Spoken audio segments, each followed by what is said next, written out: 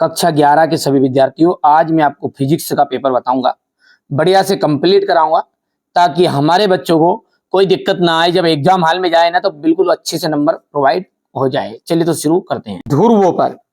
ध्रुवों पर जो जी का मान होता है ना वो कैसा होता है, तो वो ध्रुवों पर जी का मान होता है अधिक। गैस समीकरण पीवी बराबरी पे आरटी में वी क्या है, वी होता है 1 मोल गैस का आयतन। जड़त्व का गुण होता है, जड़त्व का जो गुण है वो किसमें होता है, इनमें से किसी में भी नहीं है। ठीक है। वाट किसका मात्रक है, देखिए वाट जो होता है ना वो शक्ति का मात्रक होता है और कार्य का मात्रक तो आप जानते ही हैं, जूल होता है। ठीक है, आगे बढ़ते हैं।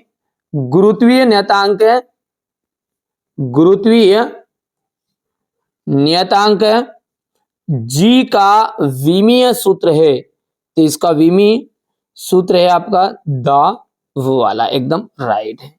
ठीक है भैया, आगे बढ़ते हैं। चलिए इसके बाद में अगला देखते हैं अपन, सरल आवर्त स्थिति।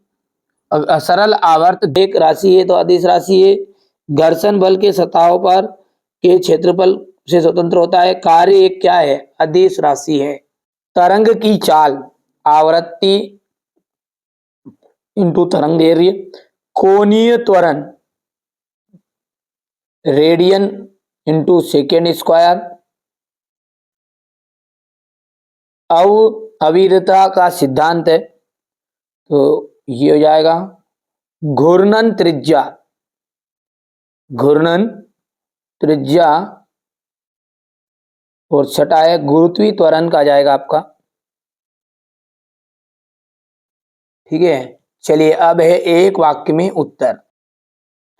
चलिए तो यहां से मैंने पूरा एक वाक्य में उत्तर भर लिए हैं, अब थोड़ा समझ लेते हैं कि त्वरण क्या है। तो त्वरण है वेग परिवर्तन की दर को ही कहते हैं त्वरण।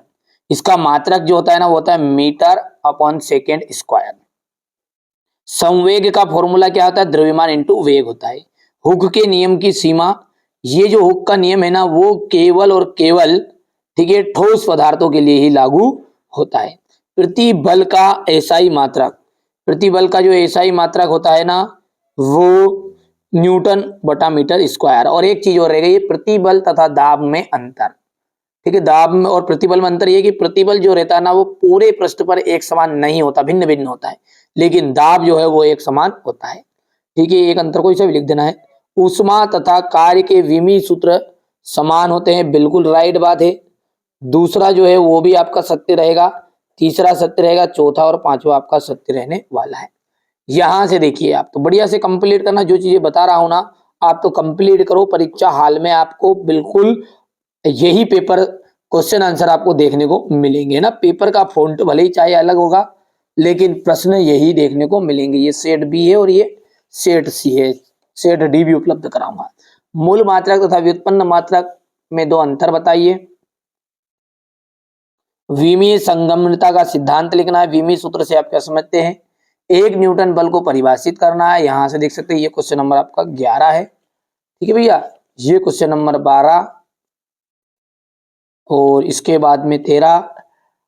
बढ़िया से स्क्रीनशॉट लेते जाओ, है ना।